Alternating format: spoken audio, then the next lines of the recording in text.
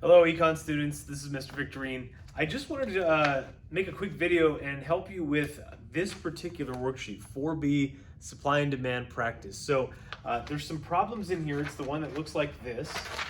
And I wanted to go over something with you so you would know what to do, or maybe you've already tried them and you want to check your answers. So a couple things to point out. In this corner here, or these set of boxes here, we've got the 5 shifters of demand that we learned about from our demand lesson. And then we've got the 5 shifters of supply that we learned about from our most recent supply lesson. So we're going to start with the one, this is A, and it's related to the athletic shoe market. So every one of these problems is going to be in relation to athletic shoes.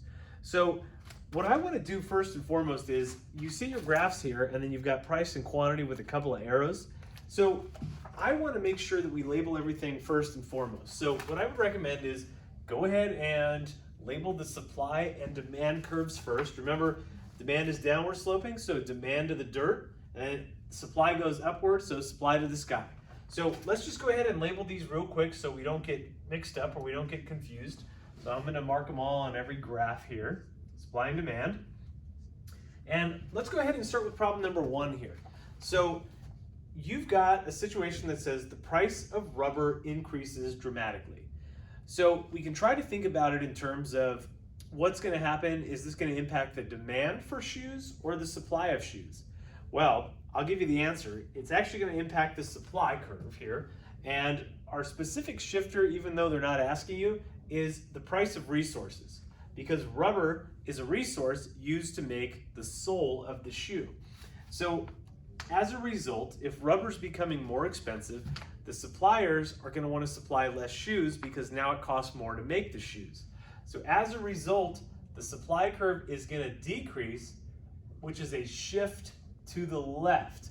So anytime, whether it's supply or demand shifts left, that's a decrease. So I'm going to draw some arrows in here. You don't have to draw arrows, but it just helps to show you.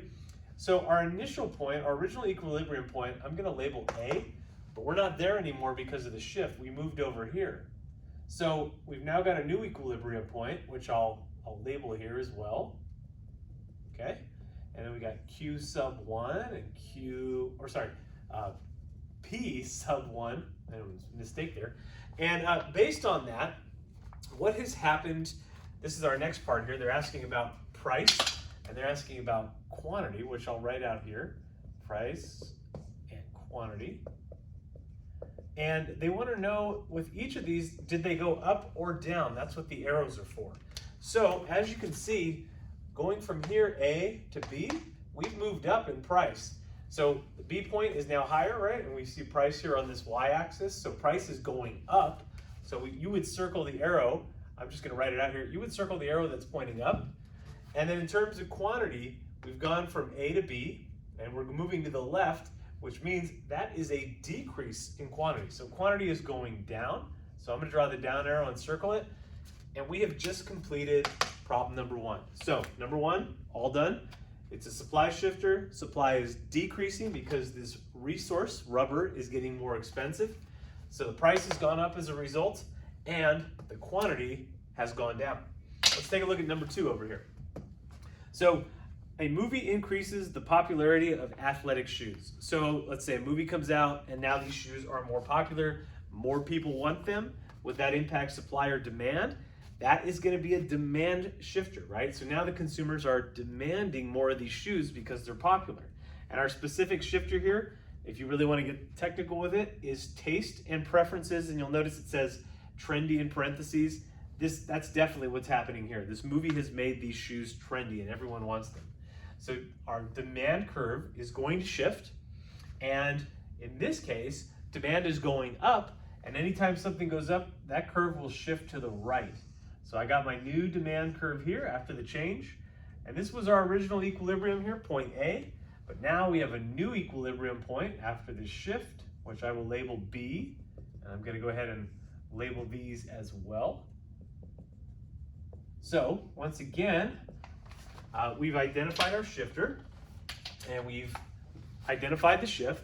As a result, what's going to happen to price and quantity?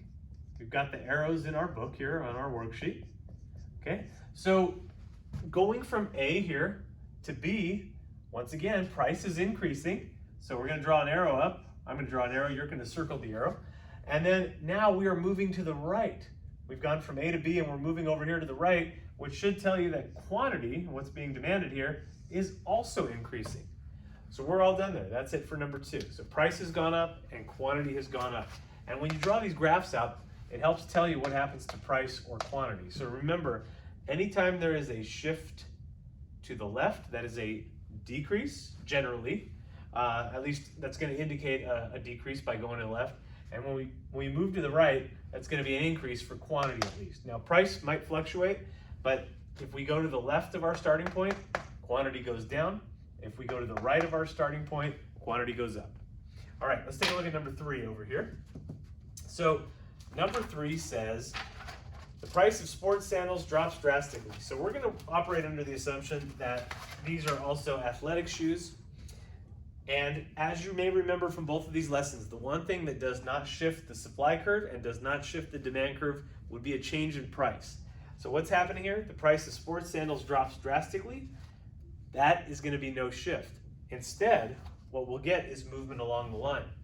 And what we need to identify here is this a supply or demand shifter? Well, if price goes down, think about it from yourself, your own personal perspective. You'd probably want to buy more of an item if it's cheaper.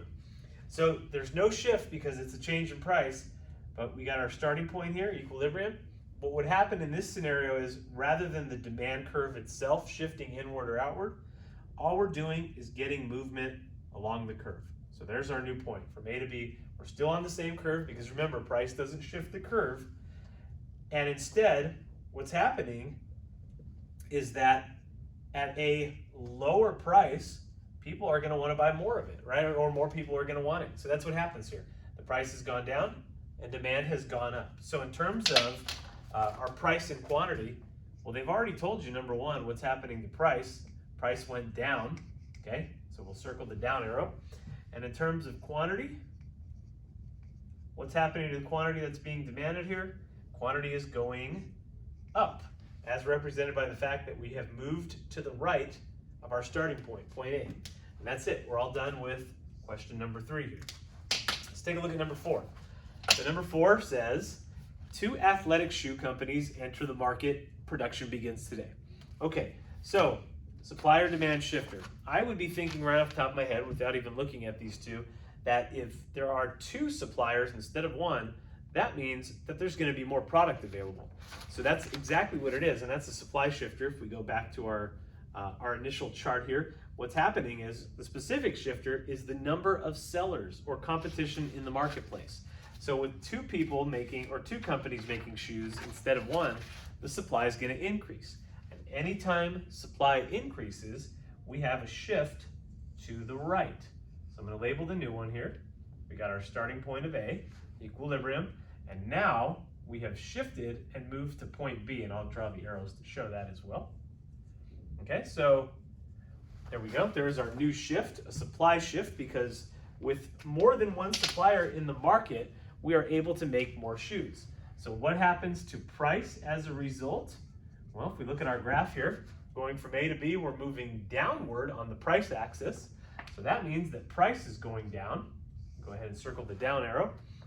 And then in terms of quantity, well, what's happening if we just look at the graph, right? We're going from A to B, a left to right move, which means that quantity is going to go up, right? And then if we think about it in just a common sense kind of way, if there's more than 1 seller in the market, of course there's going to be a higher quantity of shoes. They're going to be making more. So quantity goes up as well. What I want to do now is I've got all 4 up here. If you want, you can pause this video here and make sure you've understood each one of these and that you've got them all written down. I'm actually going to erase them real quick, and I want to go over number 5 and number 6, and then we'll have part 1. We'll have part 1 all done. So let me go ahead and clean my board here. We're doing an old school way, old school whiteboard. That's effective as well. So let me get this. We're going to take, I'll leave number 1 and number 2 up. What we'll do is, just in the interest of time, we'll take away number 4 and number 3, and we'll get to work on number 5 and number 6 here. So give me just a moment here and let me draw those. Okay, so we got, just green marker here. Put number 5 over here. There we go, number 5. And we'll do number 6 over here where number 4 was. Okay, let's just quickly draw our graphs. All right, we've got our demand curve going downward. Got our supply curve moving upward. Got our equilibrium point here. All right, let's label our axis. So on the y-axis here, we've got price. Okay, and then I'm just gonna put Q down here for quantity, just save some time. And then we've got our quantity equilibrium and our price equilibrium. So and let's do this for number 6 as well. If you're watching this video, you can kind of skip through this if you like. I'm just doing a quick draw here. So again, price on the y-axis, quantity on the x-axis, and then we got to label our equilibriums. That's important. I'm sorry, Q sub equilibrium. And then over here we got our price equilibrium. All right, and we are ready to start. So let's take a look at number 5 first. Consumers worry that the price of athletic shoes may increase next month. Okay, so basically what it's saying is that the consumers are afraid that next month athletic shoes are going to get more expensive. So in the meantime, what's going to happen?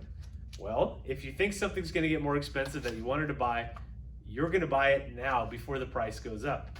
So our actual shifter, if we look at demand again, it would be future expectations, and this is a demand shift because it's related to the consumers, the buyers. So what's going to happen in the immediate future right now? Well, if they're afraid that shoe prices are going to go up next month, what they're going to do is they're going to buy more shoes now. So the demand for shoes would increase right now. Okay, we've gone from point A here, our equilibrium, to our new equilibrium point, which is B. All right, let's draw our new equilibrium points. And this should tell you that going from A to B, an upward movement, let me draw the arrows here, just so you can see. A to B, what happens to price? Well, price is gonna go up, right? We're moving up with that demand shift from A to B. And what's happening to quantity at the same time? Well, we're moving from left to right. We're going from A to B, which is going left to right, which means that quantity is also going up. So in this case, it's a demand shift, price increases, and quantity increases as well. And let's take a look at that last one, number 6. The government announces that it will subsidize the athletic shoe industry, which means that the government is going to give the shoemakers money to produce more shoes. And as a result, if the government's giving them money, what are the shoemakers going to want to do? They're going to want to make more shoes. So what is our shifter? That is a supply shifter. Okay, so and specifically, it would be government subsidies or tax credits, basically government action, right? So what happens?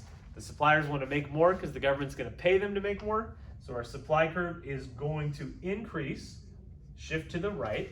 Okay, I'll draw the arrows for you. Okay, we started at point A, and now we've got our new equilibrium price, point B. Let's draw our new equilibriums here, label them.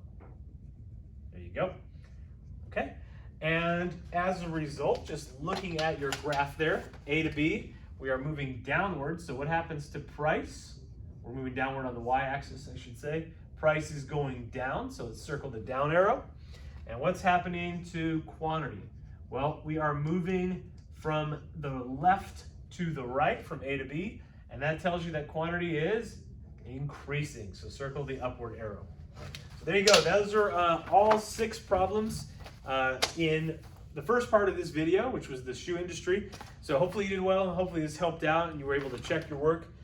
If you would like to check the rest of it, there is a part B, which is the next part of your worksheet, and it is related to a variety